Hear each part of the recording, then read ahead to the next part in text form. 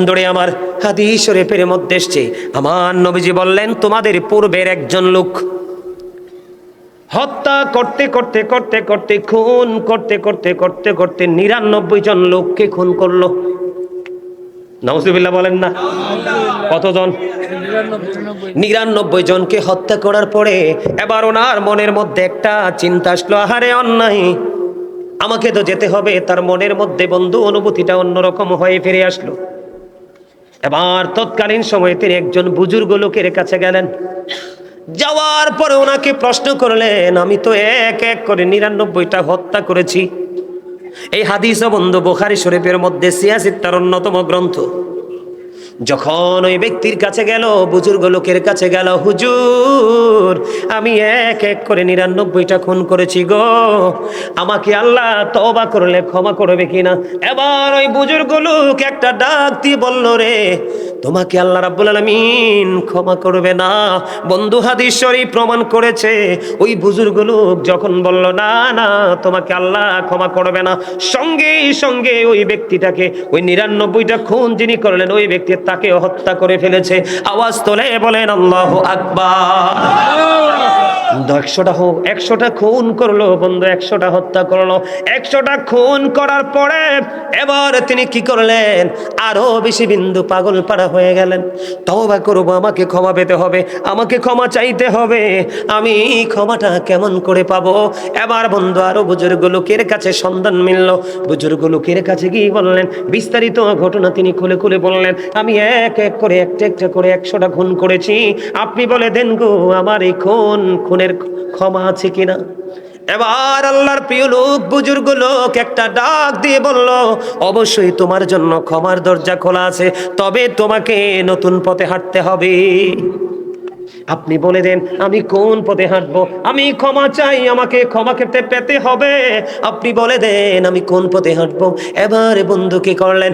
ওই আল্লাহর প্রিয় বান্দা বললেন, তুমি যেখান থেকে ফিরে এসেছো তোমার নিজ এলাকা থেকে, জীবন যতদিন আছে ততদিন তুমি আর ওই এলাকায় ফিরে যেতে পারবা না।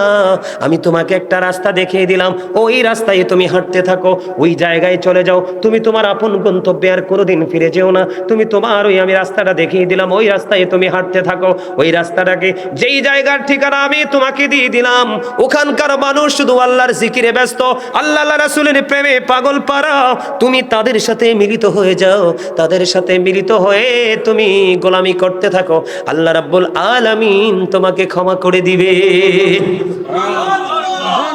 বন্ধুরে আমার, ওই লোকটা কি করলেন? তার কথা হলো ওই জুহাইনা গোত্রের ওই মহিলার মতো। ওনার চিন্তা হলো আমি কি ক্ষমা পাইতে হবে, আমি ক্ষমা পাওয়া ছাড়া ফিরবো না। এবার ধীরে ধীরে ধীরে ধীরে কি করলেন? ওই ব্যক্তিটা ওই আস্তে আস্তে করে যে গন্তব্যের ঠিকানা দিলেন, ওই গন্তব্যের দিকে তিনি হাঁটতে শুরু করলেন। হাঁটতে হাঁটতে হাঁটতে হাঁটতে হাঁটতে হাঁটতে বন্ধু হঠাৎ করে যখন অনেক দূর হাঁটলেন, হাঁটার পরে বন্ধু দুই দল বন্ধু ফেরেশতা তার সামনে এসে হাজির হয়ে গেল। একটা হলো বন্ধু নেগেটিভ, আরেকটা হলো পজিটিভ। দুই দিক থেকে দুই দল ফেরেশতাটাকে টেনে ধরলো। ওই জাহান্নামীর পক্ষে যে ফেরেশতারা তারা তাকে টানতেছে, জান্নাতে নিয়ে যাবে যে ফেরেশতারা তাকে তাকে টানতেছে, টানাটানি করতেছে।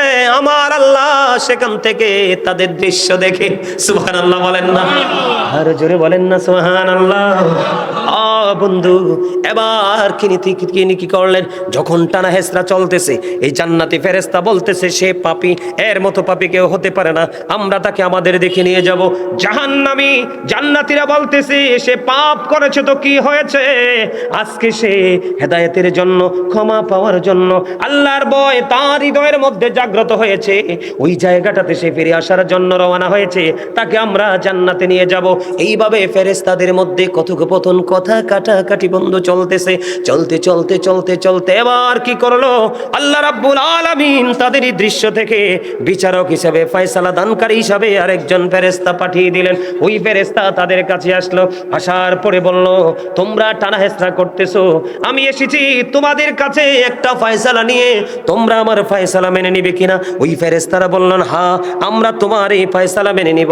ফয়সালাটা হলো দুই দিকের রাস্তায় কম মাপা হবে, দুই দিকের রাস্তা মাপা হবে, যেই দিক থেকে এসেছে সেই দিকের রাস্তা মাপা হবে, এবং যেই দিকের উদ্দেশ্যে রওনা হয়েছে সেই দিকের রাস্তাটাও মাপা হবে।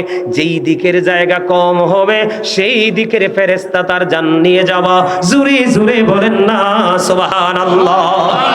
ও চান্দিনা, ও চান্দিনা মধ্যম তলার আমার ভাই, আমার বাবারা, আমার মা, মা গো, আজকে ঘুমাইও না।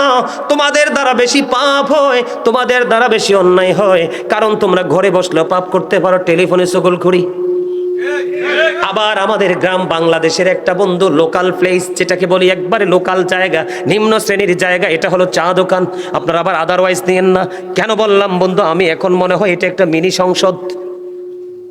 এই সংসদে বন্ধু ভালো কোনো কথা হয় না, চা খাবে, সিগারেট খাবে, মানুষের বদনাম নিয়ে টানা হাসরা করবে, কার ছেলে কার বউ কার কে কি করেছে, ঠিক কিনা বলেন?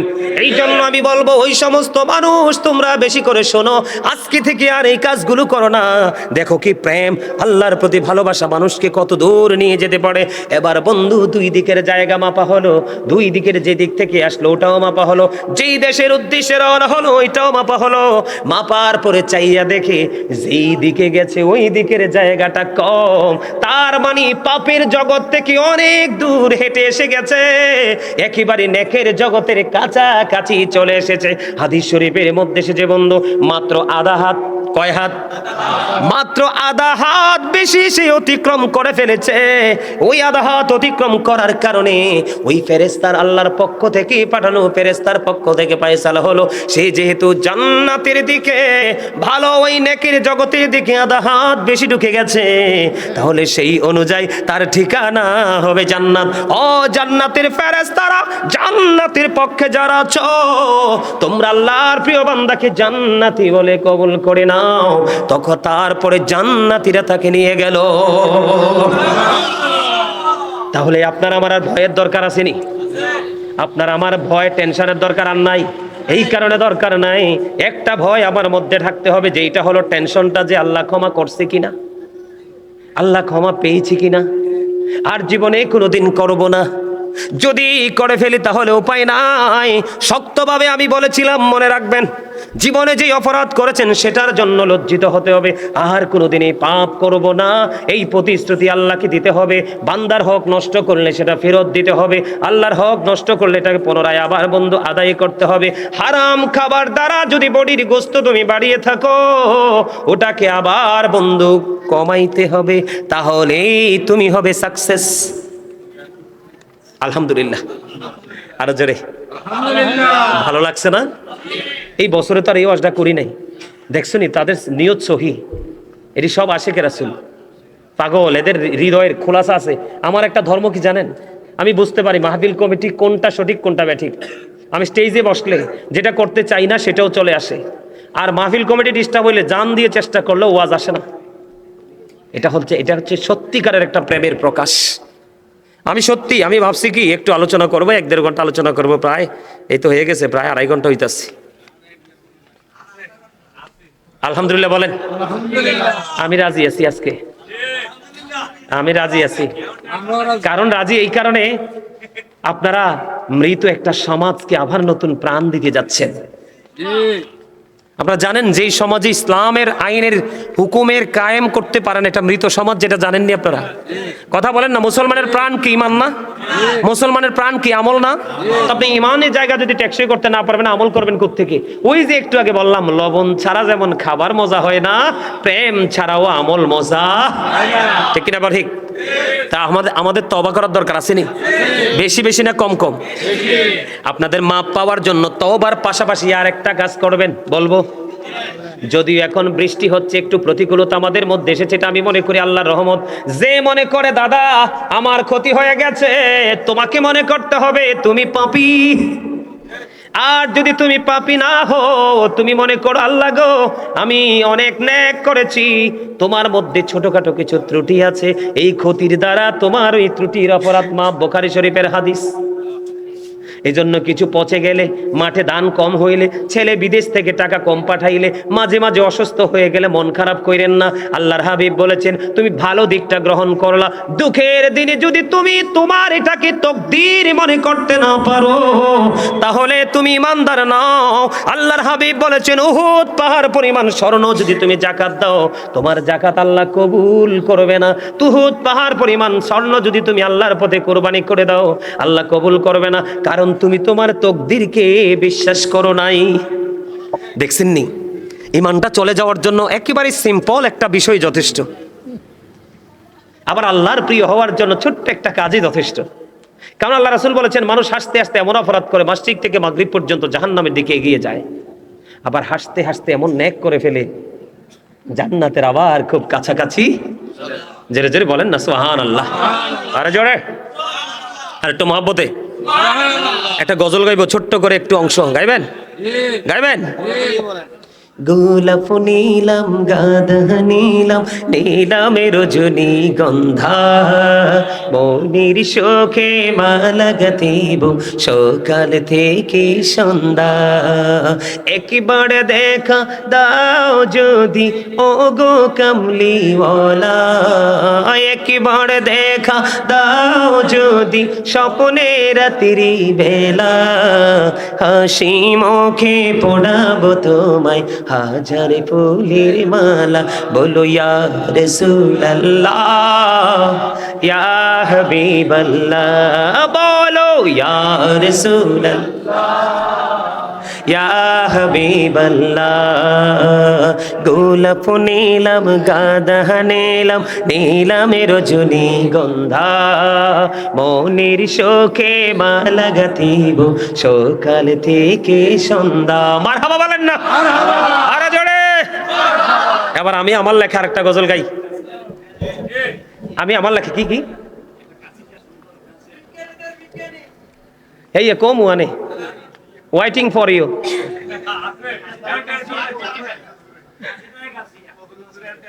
না, আলা হযরতের একটা গাই, সেই দারুন, শুনবেন শুনবেন। खालिक कुल ने आपको मालिक कुल बना दिया, दोनों जहां है आपके कब्जा इख्तियार में। মারহাবা বলেন না, আরে আরা জোরে। আলা হযরতে কি গাইছে, গাইতাম নি রে আমনু, গাইতা। सबसे औला वाला हमारा नबी, सबसे बाला वाला अपने मौला का प्यारा हमारा नबी, अपने मौला का प्यारा हमारा नबी, दोनों आलम का दुल्हा मारा नबी, सबसे औला वाला सबसे बाला वाला, सबसे औला वाला हमारा नबी, सबसे बाला वाला। खल्को से औलिया, औलिया से रसूल, खल्को से औलिया, औलिया से रसूल, वो रसूलों से आला हमारा नबी, सबसे औला वाला भी, सबसे बाला वाला हमारा नबी। মারহাবা। ওরে বাপ রে বাপ রে বাপ, সাচ্চা আশিকের রাসূল বসে রয়েছে, আমি তো কইতেতাম না, তবে হৃদয়ে যে ভালোবাসা আছে ইয়া বুঝতে পারছি মই। আলহামদুলিল্লাহ কোন, আরে জোরে হাতে মহব্বতে। এবার আমি আমার লেখা একটা গজল গাইবো, আমার লেখা, আমার সুর, যদি ভাল লাগে আপনারা আমার সাথে গাইবেন, রাজি আছেন? আরে জোরে, একটা না দুইটাই গাইবো অল্প অল্প করে, এরপরে আমার দ্বিতীয় যে টপিক সেটাতে ঢুকবো। আপনারা বাড়ি এনতে এনে এত টেনশন করেন অমর খোদা।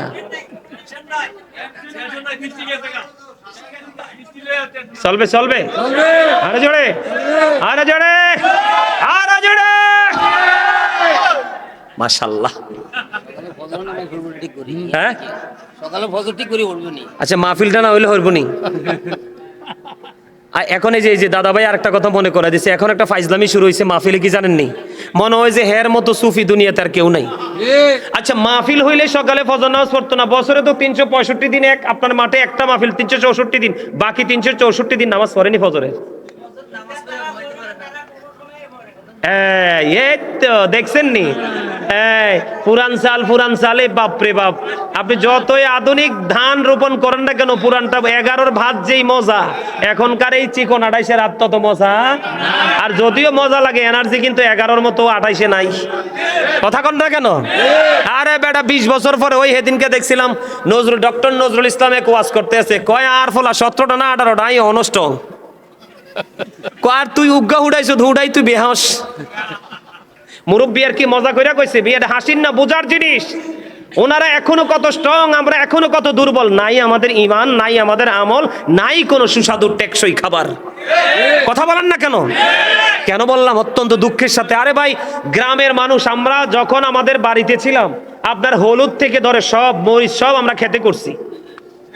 ক্ষেতের জমিন থেকে আপনার উঠাই না দিলে মা রান্না করে দিছে, কত মজা। আর এখন মহিলারা দেখবেন ধান খেতে বিক্রি করে বস্তার চাল আনো, বস্তার চালটা যেটা দেখো দেখতেই সুন্দর, কিন্তু ভিতরে কিছুই। আজকে থেকে সোয়াবিন তেল খাওয়া বন্ধ করেন, আজকে থেকে মিনিকেট খাওয়া বন্ধ করেন, আজকে থেকে অন্যায় অপরাধ ছেড়ে দেন। ডায়াবেটিস নামক রোগ এই বাংলার আকাশ বাতাস থেকে দূর হয়ে যাবে। আমি যদি এখন আপনাদের সামনে পৃথিবীর মানুষ কেন রোগাক্রান্ত হয়, এই বিষয়গুলো নিয়ে যদি আলোচনা করি, আপনারা অবাক হয়ে যাবেন। এই কথা বলবেন না, এদিকে দেখান। আমার কিন্তু পরকালের নাস্তা আপনাদেরকে দিয়ে দিছি একটা বিষয়ের উপরে, বাকি বিষয়গুলো অনলাইন থেকে নেবেন। এখন দিব দুনিয়াতে কিভাবে সুস্থ থাকবেন সেই তার আগে আমি বলবো, আমি এই জায়গাতে একটু গজল, আমার লেখা একটু গজল গাইবো বলছি, বেশি না অল্প করে গাইবো। আপনারা গাইবেন আমার সাথে? এটা আমার লেখা, আমার সুর, আপনারা পারলে আমার সাথে সুর দিবেন। ওগো নবীজি কেমন করে বলো তোমায় দেখি, ওগো নবীজি কেমন করে বলো তো আছো তুমি ওই মদিনায়, আছো তুমি ওই মদিনায়, সঙ্গে নিয়ে দুই প্রেমিক সাথী, কেমন করে বলো তোমায় দেখি। বলেন ওগো নবীজি কেমন করে বলো তোমায় দেখি। দেখার আশা আমার মনে পুষে রেখেছি আপন করে। বলেন দেখার আশা পুষে রেখেছি আপন করে। পাই যদি গো নবী তোমার দিদার, পাই যদি গো নবী তোমার দিদার, শীতল হবে মোর দুটি আখি, কেমন করে বলো তোমায় দেখে। বলেন ওগো নবীজি কেমন করে বলো তোমায় দেখি। মারহাবা, আরে জোরে, ভাল লাগছে? ভাল লাগছে? আলহামদুলিল্লাহ বলেন, আরে জোরে বলেন, আরেকটা মহব্বতে। আরেকটা গজল লিখছি আমি রাত্র অনেক গভীরে। কি কি আরেকটা গজল লিখছি রাত্র গভীরে, একদম গভীরে। আপনারা একটু শোনেন, তারপরে আমি আপনাদের কাছে আবার পুনরায় আলোচনা নিয়ে ফিরে আসবো। এই তো যে সুন্দর নূর নবীজি,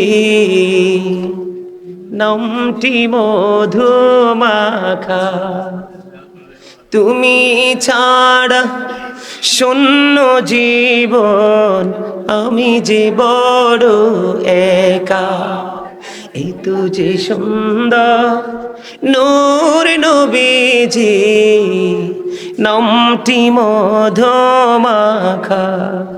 তুমি ছাড়া শূন্য জীবন, আমি যে বড় একা। প্রেমিকী ছিলেন হাবশির বেলাল, চেহারা তার কালো, হৃদয় জোড়ে ছিল গো রাসূল তোমার প্রেমের আলো। প্রেমিকী ছিলেন হাবশির বেলাল, চেহারা তার কালো, হৃদয় জোড়ে ছিল গো রাসূল তোমার প্রেমের আলো। নবীর প্রেমের ইতিহাসে এই নামটি আছে লেখা, এই তুজি সুন্দর নূর নবীজি, নামটি মধুমাখা। মারহাবা বলে। এটা ভাল লাগলে আপনারা অনলাইন থেকে, এটা আমার লেখা, এটা আমার সুর। দুটোটা গজলে, অনেক গজল আছে, অনেক গজল আমার লেখা আছে, আপনার ভাল লাগলে এগুলো কিন্তু শুনবেন। এখান থেকে অনেক কিছু অর্জন করতে পারবেন। সম্মানিত উপস্থিতি, আমি বলেছিলাম যে আপনাদের সাথে আরেকটা ছোট্ট বিষয় নিয়ে আলোচনা করব, যেটা দুনিয়ার সুস্থ থাকা কিভাবে যায়। এই আলোচনাটা করে ছোট্ট করে আমি শেষ করে দিব। আমি আপনাদেরকে একবার সহজ ভাষা একদম দ্রুত গতিতে বলছি। আপনি আমাদের এই বর্তমান আমাদের দেশে মানুষ বেশি অসুস্থ না? কথা বলেন, অসুস্থ কিনা? অসুস্থতা থেকে সুস্থ হতে হলে আমাদেরকে সর্বপ্রথম যে কাজটা করতে হবে, এদিকে তাকান। আল্লাহর হাবিব বলেছেন, তোমরা সকালবেলা ঘুম থেকে ওঠার অভ্যাস করো। কি করো? সকালবেলা ঘুম থেকে ওঠার অভ্যাস করো। তোমরা ফজরের নামাজ পড়ো। ফজরের নামাজ পড়ার পরে তোমরা আর ঘুমাইও না। সকালবেলা যখন সূর্যটা ওঠে, সূর্যের কিরণ গায়ে লাগে কি লাগে না? কথা বলবেন। একদিকে সকালবেলা উঠে যাবেন, উঠবেন, ওঠার পরে কিছু কাজ আছে, নামাজ পড়বেন, ফজর পরে জিকির আজকার করবেন। জিকির আজকার করার পরে আপনার সূর্য ওঠার পর একটা নামাজ আছে, জানেন এটার নাম কি? ইশরাকের নামাজ। এই নামাজটা আপনারা পড়বেন। কি করবেন? পড়বেন, রিজিকের সন্ধানে বের হয়ে যাবেন। কি করবেন? রিজিকের সন্ধানে বের হয়ে যাবেন। এই সকালবেলার কাজ হলো এটা। আর রাতের বেলার ডিউটি হলো, আল্লাহর হাবিব বলেছেন, আল্লাহ রাসূল হাদিস শরীফের মধ্যে এসেছে, আল্লাহ রাসূল মাগরিবের নামাজ পড়ে খাবার খেয়ে ফেলতেন, এশার নামাজ পড়েই তিনি ঘুমিয়ে যেতেন। সুবহানাল্লাহ বলেন। তাহাজ্জুদ পড়তেন। আপনারা তাহাজ্জুদের নামাজ পড়বেন। তাহাজ্জুদের নামাজ সুবহে কাযিবে আপনারা সুবহে সাদিকের আগে পড়ে নেবেন। আপনারা তাহাজ্জুদের নামাজটা বেশি বেশি করে পড়বেন, কারণ তাহাজ্জুদের নামাজ মানুষকে বেশিরভাগ রোগ থেকে মুক্ত রাখে। সুবহানাল্লাহ বলেন। আর ওই হাসরের ময়দানে তাহাজ্জুদ আপনাকে এমন একটা জিনিস উপহার দিবে, আল্লাহর হাবিব বলেছেন, কাল হাসরের দিন আল্লাহ রাব্বুল আলামিন ডাক দিবে, ফেরেশতারা আহ্বানকারী আহ্বান করতে থাকবে, রাতের গভীরে তোমরা কারা নামাজ পড়েছো, তোমরা কি করো? দাঁড়াও। আল্লাহর হাবিব বলেছেন, দাঁড়াবে মানুষ খুবই অল্প, একেবারে সীমিত পরিসরে মানুষগুলো দাঁড়াবে। আল্লাহ রাব্বুল আলামিন ওই মানুষগুলোকে বলবে, বিনা হিসাবে জান্নাতে চলে যাও, আর বাকিগুলো হিসাবের জন্য প্রস্তুত হবে। আর আল্লাহর হাবিব আরো বলেছেন, আপনার সুবহে সাদিক থেকে সূর্যোদয় পর্যন্ত আল্লাহ রাব্বুল আলামিন বান্দার জন্য কি করে রিজিক বরাদ্দ দেয়। তোমরা ফজরের নামাজ পড়ে ঘুমাইও না, তোমরা রিজিকের তালাশ করো। এমনকি আল্লাহর হাবিব মা খাতুনে জান্নাতকে পর্যন্ত ওনার ঘরে এসে ওনাকে জাগিয়ে দিতেন। হাদিস শরীফের মধ্যে এসেছে। এদিকে তাকান। এই যে একটা গেল, আরেকটা হলো কি জানেন? এবার আসেন খাবার। কি? আল্লাহর হাবিব বলেছেন, তোমরা বেশি বেশি করে খেজুর খাও,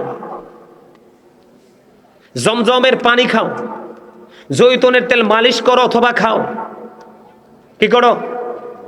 জৈতুনের তেল মালিশ করো অথবা মধু খাও, কালিজিরা খাও। মধু খাবেন। আল্লাহর হাবিব বলেছেন, কোন মানুষ যদি মাসে 2 থেকে 3 দিন, কয়দিন? বেশি লাগবে না, আমি আজকে বলে যাই, আপনারা কাউন্ট করে রাখেন, এগুলো আগামী দিন থেকে বাস্তবায়ন করেন, নেয়ামত বুঝতে পারবেন আস্তে আস্তে। কি করবা? সকালবেলা উঠেই খালি পেটে পিওর মধু, যেটা বাজারে যেটা বিক্রি হয়, এটাতে কোনো ধরনের শেফা নাই। আপনার বাসা ভাঙ্গা যে মধুটা, এই মধুটা মাসে 2, 3 বা 3 দিন 1 ফোঁটা বা 2 ফোঁটা 3 ফোঁটা খালি পেটে খেয়ে নেবেন। আল্লাহ রাসূল বলেছেন তার কোনো বড় ধরনের অসুখ হবে না। মায়েশা সিদ্দিকা রাদিয়াল্লাহু তাআলা আনহা থেকে হাদিস বর্ণিত, তিনি বলেছেন কালিজিরা এমন একটা ঔষধ, এটা মৃত্যুর রোগ ছাড়া সব রোগের জন্য এটা কি শেফা হিসেবে কাজ করে। প্রতিদিন রাত্রে শোয়ার সময় 3 আঙ্গুলের 1 চিমটি দিয়ে আপনি কি করবেন, কালিজিরা খেয়ে ঘুমাবেন। আলহামদুলিল্লাহ বলেন। এবার আসেন, আমরা তো এগুলো খেতে পারলাম না, আমাদের সেই সাধ্য নাই খেজুর খাওয়ার, জৈতুনের তেল খাওয়ার, জমজমের পানি খাওয়ার। সাধারণভাবে আমরা খাবার খাবো। এই খাবারটা কিভাবে খাবো? এই মনু, এই গেইডে মনুরা, এই কথা বললো না ভাই, কথা বললো না, আমি একটু শেষ করে দিচ্ছি, কথা বললো না একটু। আচ্ছা মুই কইতে আছি, আমার দিকে তাকান, এদিকে তাকান। এবার ধরেন আমরা কেউ এগুলো খেতে পারবো না, আমাদের সেই তৌফিক নাই, আমরা গ্রামের মানুষ, একবারে প্রত্যন্ত অঞ্চলের মানুষ। এখন আমরা খাবার খাবো, খাবারটা কিভাবে খাবো? এই খাবারের মধ্যেও কিন্তু সুস্থতা শেফা রাসূল দিয়ে দিচ্ছেন আমাদেরকে। এখন বর্তমানে যেই দেশের নাম ইরান, এই দেশের একটা সময় নাম ছিল পারস্য। এখন বর্তমানে যেই দেশের নাম ইরান, এই দেশের নাম একটা সময় ছিল কি? পারস্য। পারস্যের একজন চিকিৎসক আরবে আসছেন 2 বছর।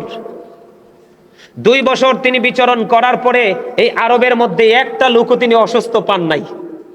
কি করেন নাই? একটা লোকও তিনি অসুস্থ পাননি। না পাওয়ার পরে আপনার আমার প্রাণী নবীর কাছে গেলেন, ইয়া রাসূলুল্লাহ, 2 বছর আপনার এই দেশে বিচরণ করলাম, একটা মানুষ আমি অসুস্থ পাইলাম না, তাদের সুস্থ থাকার পিছনের মূল মন্ত্রটা কি? আমার নবীজি বললেন, তুমি মন্ত্র জানতে চাও? কয় হ, জানতে চাই। আমার দেশের মানুষ অতিরিক্ত পেটে খিদা না লাগলে তারা খাবার খেতে বসে না, যখন তারা খাবার খেতে বসে অনেক বেশি খাবার খায় না, তার মানে হলো তারা পেটটাকে 3 ভাগ করে, 1 ভাগ তারা খাবার দিয়ে ফিল আপ করে, আর 1 ভাগ তারা বন্ধু পানি দিয়ে ফিল আপ করে শ্বাস প্রশ্বাস আনা নেওয়ার জন্য, আর একটা ভাগ খালি রাখে। এই জন্য আমার দেশের মানুষ বেশি অসুস্থ হয় না, তারা সুস্থ থাকে। আমরা উম্মত হিসাবে নবীজি আমাদেরকে বলেছেন তোমরা কি করো, পেটটাকে 3 ভাগ করে 1 ভাগ খাবার, 1 ভাগ পানি, আর 1 ভাগ খালি রাখো। আপনাদেরকে মনে করাই দেই, যুবক তোমরা কি শিখো জানি না, তোমরা তো মোবাইল নিয়ে বেশি বেশি থাকতে পছন্দ করো, একটা মেসেজ পাইছো কিনা জানি না। বেশ মনে হয় যে বছর খানেক আগে ইংল্যান্ডের রানী মারা গেছে, ব্রিটিশ রানী 2য় এলিজাবেথ যখন মারা গেল, মারা যাওয়ার পরে ওনার জীবনের সুস্থতা নিয়ে একটা জরিপ হয়েছে, যে লন্ডনের মতো জায়গায় থেকে, এই দেশে থেকে তার এত লম্বা সময় তার কোনো ডাক্তারের কাছে যেতে হয়নি। পিছনের কারণটা কি? তখন ওই দেশের মানুষ গবেষণা করেছে, তার জীবন বৃত্তান্ত তালাশ করে বের করেছে। ওই রানী এলিজাবেথ তিনি খাবার যখন খেতেন একেবারে অল্প খেতেন, দিনে 3 বার 4 বার 5 বারও খেতেন পুষ্টিকর খাবার, তবে একেবারে অল্প, পানি খাইতেন বেশি, তিনি ফ্রি থাকতেন। এই জন্য বড় ধরনের দেখেন একজন বেঈমান, সে জাহান্নাম কিন্তু তার জন্য বরাদ্দ, কিন্তু তারপরেও পৃথিবীতে তার সুস্থতার ধরন ছিল খুবই চমৎকার। আমরাও যদি সেইভাবে করতে পারি তাহলে আমাদের জীবনও কি হয়ে যাবে? এই সুস্থ থাকার জন্য এগুলো আপনাকে মানবেন, যদি মানেন জীবন ধন্য হবে। আবার আসেন, আরেকটা হলো মেসওয়াক। কি? দুর্গন্ধ থেকে কিন্তু মানুষ অসুস্থ হয়, আক্রান্ত হয়। দুর্গন্ধকে দূর করার জন্য রাসূল বলেছেন বেশি বেশি করে মেসওয়াক করো। কি করো? বেশি বেশি করে মেসওয়াক করো, কারণ নবীজি বলেছেন আমার উম্মতের কষ্ট হবে, না হয় প্রত্যেক নামাজের আগে আমি বাধ্যতামূলক করে দিতাম মেসওয়াকটা। এটা হলো সুস্থ থাকার জন্য। আরেকটা হলো অনেক বেশি ধৈর্য ধারণ করতে হবে, অনেক বেশি ধৈর্যশীল হতে হবে। আল্লাহর হাবিব বলেছেন কুস্তি খেলায় যিনি বিজয়ী হয় তিনি শক্তিশালী নয়, ধৈর্যের খেলায় যিনি বিজয়ী হয় তিনি হলেন শ্রেষ্ঠ শক্তিশালী। আপনার মেজাজ কি হয়েছে? হট হয়ে গেছে, কন্ট্রোলিং আনতে পারতেছেন না। রাসূল বলে যদি বসে যাও, না বসার পরেও কন্ট্রোল হচ্ছে না, তুমি শুয়ে যাও, মাটিতে গড়াগড়ি দাও, কি হয়ে যাবে? ধৈর্য চলে আসবে, কন্ট্রোলিংয়ে চলে আসবে। আর বেশি বললাম না, এই ছোট্ট ছোট্ট কথাগুলো একটু মানার চেষ্টা করবেন, বিশেষ করে বেশি বেশি করে তওবা করবেন। সর্বশেষ বক্তব্য হলো, আমাদের বর্তমানে বাংলাদেশে আমাদের মুসলমানের অবস্থা বেশি একটা ভালো না। আমরা নিজেদের মধ্যে নিজেরা কামড়াকামড়ি করতেছি, নিজেদের গোস্ত নিজেরা খাওয়ার জন্য চেষ্টা করতেছি, নিজেদের রক্ত নিজেরা চষার জন্য চেষ্টা করতেছি। একটা মাত্র কারণ, সেটা হলো রাসূলের আদর্শ থেকে দূরে চলে যাওয়ার কারণে। সম্মানিত উপস্থিতি, একটা বাবা মা যদি কয়েকটা কাজ গুরুত্ব দিয়ে করতে পারে তাহলে সমাজ জাতি সব বেঁচে যাবে, আর না হয় ধ্বংস হয়ে যাবে। আল্লাহর হাবিব বলেছেন আদিবু আওলাদাকুম আলা সালাতি খিসালিন হুব্বি নবিকুম ওয়া হুব্বি আহলি বাইতিহি ওয়া আলা কিরাতিল কুরআন।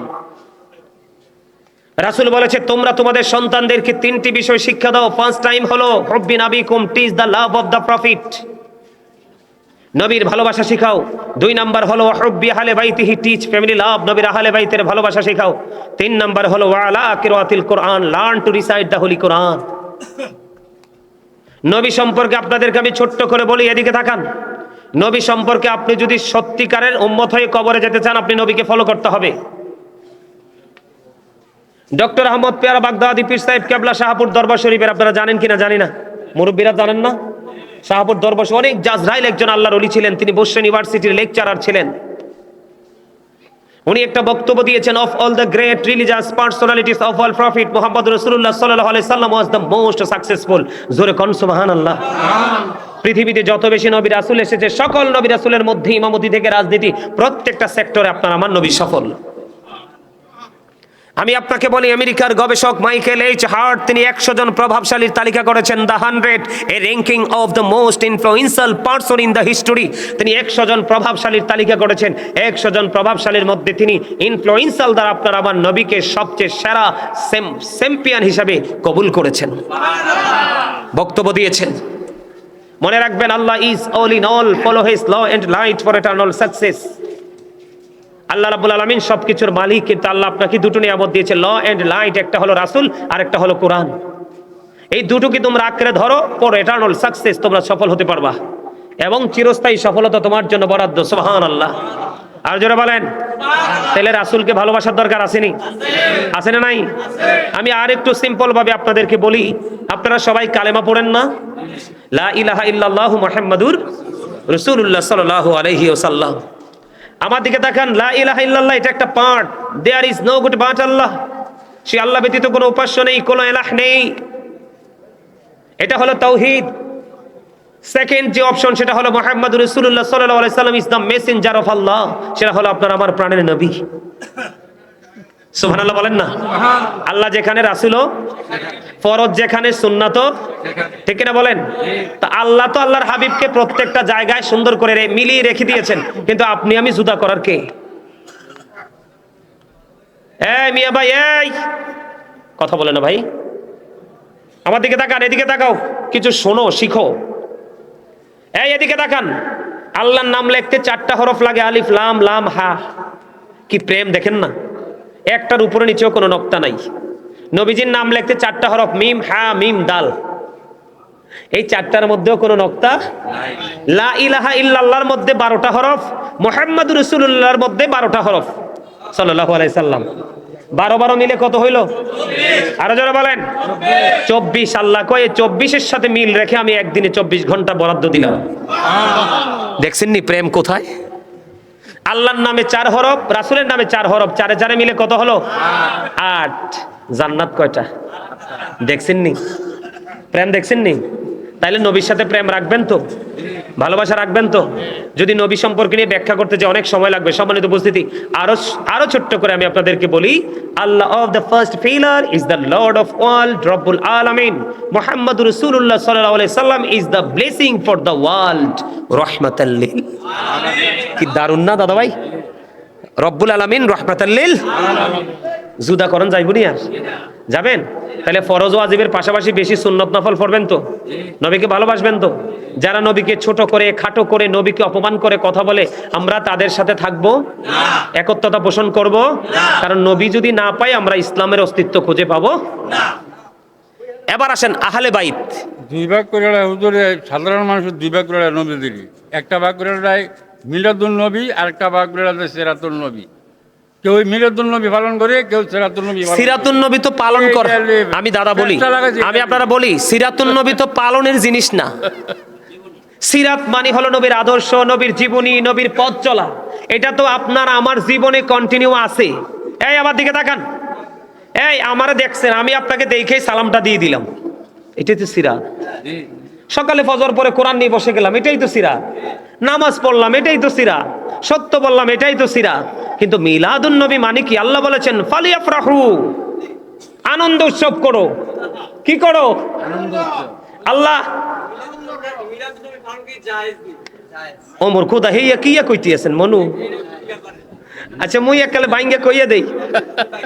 আমি কই শোনেন, আমার কথা বলেন, এটা একবারে সহজ ভাষা। আচ্ছা আপনার আমার আগমন হইছে না, জন্ম হইছে নি, তো এইটাই তো মিলা, তো এটা কি অস্বীকার করা যায়? হ্যাঁ কয় যায় যায়। নবীজি তো আপনার আমার ক্ষেত্রে নবীরটা একটু ব্যতিক্রম না, একটু এক্সক্লুসিভ না? নবী না আসলে তো কিছু হইতো না, নবী না আসলে আপনি আমি হইতাম না। এবং নবীজি আপনাকে আমাকে সুপারিশ করে মুক্তির ব্যবস্থা করবে কাল হাসরের দিন, আল্লাহর কোরআন প্রমাণ দেয়। আমি কই আপনাকে, আপনি আর প্রশ্ন করার দরকার নাই তো। আমি বলি আপনাকে, মিলাদরা মানে কি? মিলাদ মানে হলো জন্ম বৃত্তান্ত। নবীজি আসছে, আমরা আনন্দিত হয়ে এই যে আজকে এখানে বসছি, আমরা আলোচনা করতেছি না নবীজিকে নিয়ে, নবীজির জীবনী নিয়ে অনেক আলোচনা হয়েছে না, যে তওবার আলো এই হাদিস বলছি নবীজির না, তো এইটাই তো। যেমন আমি আপনাকে বলি, আপনার যদি ভালো না লাগে আপনি করবেন না, কিন্তু কেউ করলে তাকে বাধা দিবেন না। কেন জানেন? বাধা দিলেই মনে হয় যে আপনার নবীর সাথে কি আছে, দুশ্মনী আছে। দুশ্মনী করা যাবে না, ভালোবাসতে পারেন বা না পারেন। আমি আপনাকে বলি, আব্দুল্লাহ ইবনে আব্বাস রাদিয়াল্লাহু তাআলা আনহু তিনি কি করলেন, আমার নবী যখন পৃথিবীর বুকে আগমন করলো, উপস্থিত সাহাবায়ে কেরামদেরকে নবীর আগমন, নবীর মিলাদ, নবীর মিলাদ নিয়ে কথা বলতেছেন। এরই মধ্যে আমার নবীজি প্র্যাকটিক্যালি দেখতে পেলেন।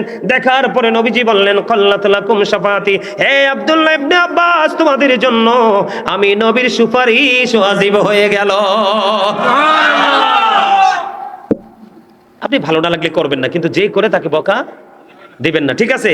আমরা এমনি ধ্বংস হয়ে গেছি, বিদুর্মীরা যেভাবে আমাদেরকে কুণ্ঠাসা করতেছে। আরে ভাই, মুসলিম দেশের মধ্যে একজন আইনজীবীকে, তাও সুপ্রিম কোর্টের একটা বিদুর্মী মেরে ফেলে, এটার এর পরেও কি মুসলমান কারাকারি করতে পারে? না। কেউ কাউকে আঘাত করবেন না, কেউ কাউকে অ্যাটাক করবেন না, কেউ কাউকে আক্রমণ করবেন না। ভালোবাসা নিয়ে কাজ করতে শিখুন, হিংসা বিদ্বেষ ভুলতে শিখুন। হিংসা মানুষকে ধ্বংস করে দেয়, ভালোবাসা শুধু মানুষকে সামনের দিকে, স্বর্গের দিকে এগিয়ে নিয়ে যায়। আমার দিকে তাকান, আল্লাহ বলেছেন, কুল বিফাদলিল্লাহি ওয়া বিরহমাতিহি ফাবিযালিকা ফালিয়াফরাহু হুয়া খায়রুম মিম্মা ইয়াজমাউন। আল্লাহ বলেছেন, আমার কাছ থেকে আল্লাহ যে তোমাদের কাছে রহমত পাঠিয়েছে, ফজল পাঠিয়েছে, হাবিব আপনি বলে দেন সেই নিয়ামত পেয়ে তারা যেন ফালিয়াফরাহু, আনন্দ উৎসব করে। আল্লাহ আনন্দ করলে লাভ হবে কি? আল্লাহ বলেছেন, হুয়া খায়রুম মিম্মা ইয়াজমাউন, এটা তোমাদের পুঁজি করা সম্পদ চাইতে অনেক দামি। সুবহানাল্লাহ বলেন। এটা কি আপনার আমার পুঁজি করা? এবার আপনি কাউকে, এদিকে দেখান, নবীর আগমনে আপনি কাউকে, গরিবকে খাওয়াইতে পারেন, কাউকে বস্ত্র দিতে পারেন, কেউ দোয়ার আয়োজন করতে পারেন। মানে মোট কথা হলো নবী আসছে, আমরা খুশি হয়েছি, এই নবীটা আমাদের নবী, এইটাই, আর কিছু না। কিন্তু মারামারি করবেন, কাটাকাটি করবেন, এটা জায়েজ জায়েজ। এবং এখন যে প্রচলিত মিলাদকে যারা বেদাত বলে, আমি তাদের উদ্দেশ্যে বলবো, আপনি বলেন, আমরা যে মিলাদ পড়ি, মিলাদের মধ্যে কি পড়ি? প্রথমে কোরআন তেলাওয়াত, এরপরে দুরুদ, এরপরে জিকির, এরপরে নবীকে দাঁড়াইয়া সালাম। আচ্ছা, নবীকে দাঁড়াইয়া সালাম দেওয়া কি এটা জায়েজ না? আপনার টিচার আসলে দাঁড়াইতে হবে, এটা কোন কিতাবে লেখা আছে? একজন এমপি আসলে দাঁড়াইতে হবে, এটা কোন কিতাবে লেখা আছে? কোথায় লেখা আছে? আছে।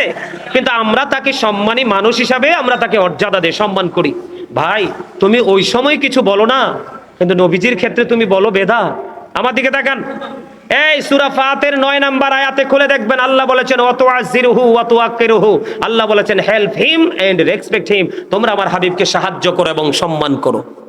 তো দাঁড়ানো তো সম্মানই, এটা তো ফরজ না যে দাঁড়িয়ে সালাম দাও, আপনি তাকে বকা দিয়েন না, দিলে মনে হবে যে দুশ্মনী। কথা বুঝতে পারছেন? আমার কথা বুঝতে পারছেন? আরে ভাই, নবী তো অনেক উপরের জিনিস।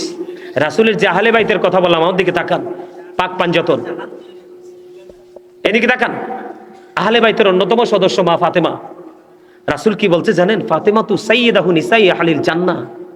নবী বলেছেন, mother Fatema is the leader of females in Jannah.